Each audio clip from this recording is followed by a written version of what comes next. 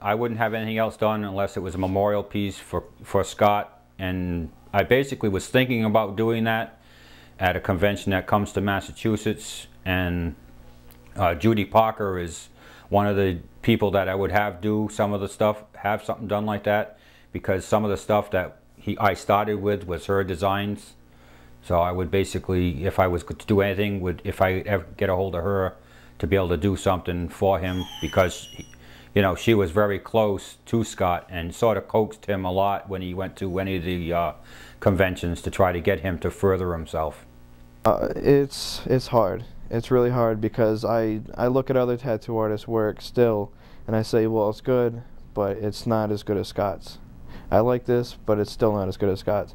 So it's hard going to do it, but I know that Scott would want us to stop getting tattooed. He'd want us to, you know, keep doing what he loved, and that was getting tattoos and enjoying the art of it.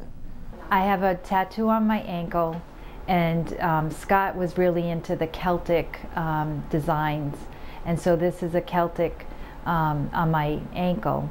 And last year I was trying out some laser hair removal, and they all knew that you stay far enough away from a tattoo because the laser draws to the ink.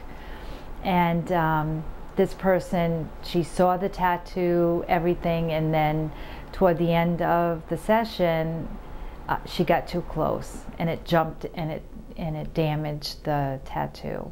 And now there's a spot that's not colored, and you know, I wouldn't be able to get it done because I know that Scott mixes his own colors and he does his own thing.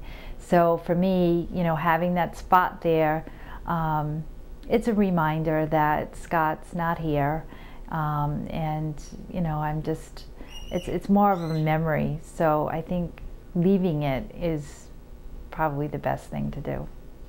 Yeah, I'll give both artists credit. But I mean, Scott was the one who came up with the design and the idea. They're pretty much, to me, it's almost like he made a coloring book for somebody else for right now to finish it. And it's going to take a little bit for me to get it done. My first tattoo that I'm going to get by somebody else is going to be a memorial piece to Scott. I'm getting his shop logo tattooed.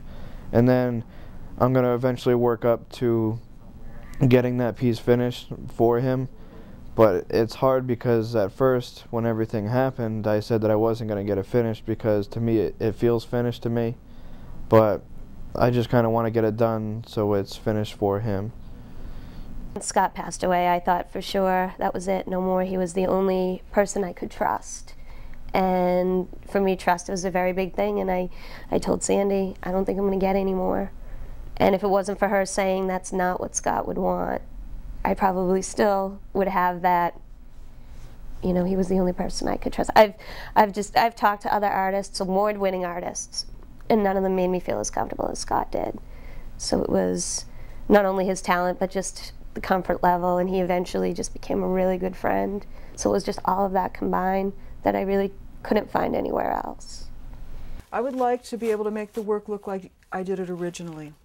So that is going to be very subjective. It's going to depend on what the work looks like originally. If the artwork itself is sound and technically the outlining is sound, then I have absolutely no problem finishing a design started by another artist.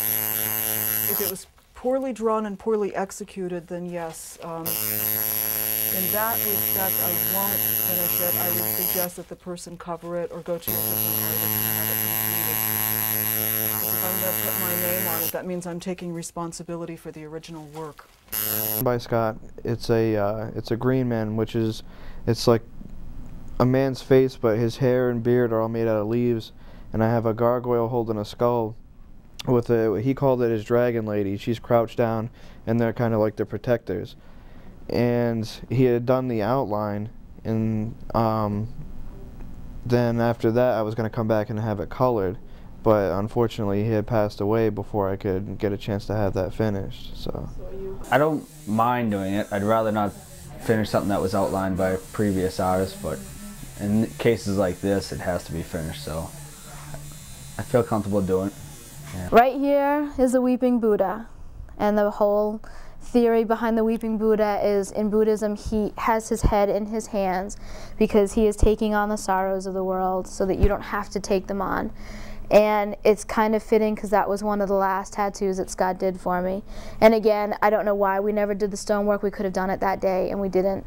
So in my eyes now, it seems like it was meant to have something else underneath it. And all I can think is, because he's supposed to be crying and taking on the sorrows, I want to put in 100 tears underneath him for the 100 people that died the night of the fire.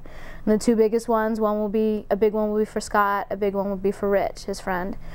And Scott is always associated with dragonflies. A lot of people associate me with dragonflies now too. And for me, they've always, even before I met Scott, represented reincarnation. So to show that cycle, I want to show the Weeping Buddha crying the 100 tears and then starting at the bottom and working my way all the way up the rest of my arm. They're going to turn into dragonflies. So he's going to fill it in with dragonflies and then possibly some smoke behind it so that there's a little bit of background.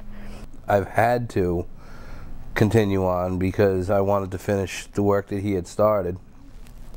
So I've been to, I'd say, 5 or 6 other shops, looking at their work, seeing how their shop is run, how their artists are, and it's hard. Tattoo artists are very temperamental. Very, very rare do you find a tattoo artist that has attitude, charisma, just puts out all good feelings.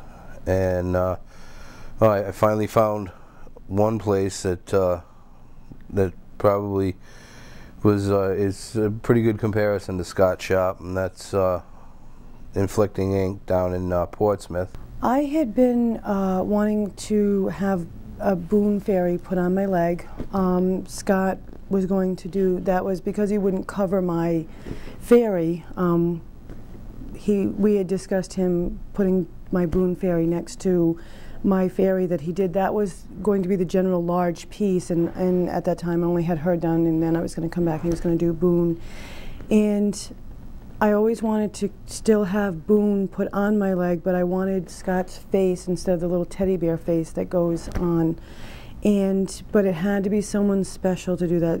Scott's memorial tattoo had to be someone that was of Scott's, beauty and artwork, and appreciated what he was doing, and it wasn't just a job to them. So I started just searching websites and looking at their pictures and things that they'd done, and it has been, we just recently found them. It had been about a 10-month search. No one's compared, nothing said, oh, this is it, this is them. In every single one whose website I went to, I found faults. This wasn't right, or this wasn't right, or that. And then I also started having to wonder, was I basing everybody's work against Scott's? Because he was the best. I mean, it's just, that's how I feel. And when I saw Inflicting Ink's website, I was amazed at the work that they do. Like I said, the guys in Portsmouth, they run a very close second to Scott. Scott will always be the first in my book, but I mean, those guys, they're excellent. And like I said, I totally entrust them. They're who I'm going to go to finish the rest of my work. I went to Inflicting Ink in Portsmouth. I had every intention of going to Julie, but I can't afford her, for one. For two, it's very hard to get her. But she was Scott's tattoo artist, so I had every intention of going because it only seemed fitting. My friends Steve and Brenda, they told me about Inflicting Ink because they had gone to all these different parlors in the area and were looking for not just good artists, but friendly, clean, comfortable atmosphere like what we had here. And they couldn't find anything. No one was being, overly friendly to them or at any point until they went to Inflicting Ink.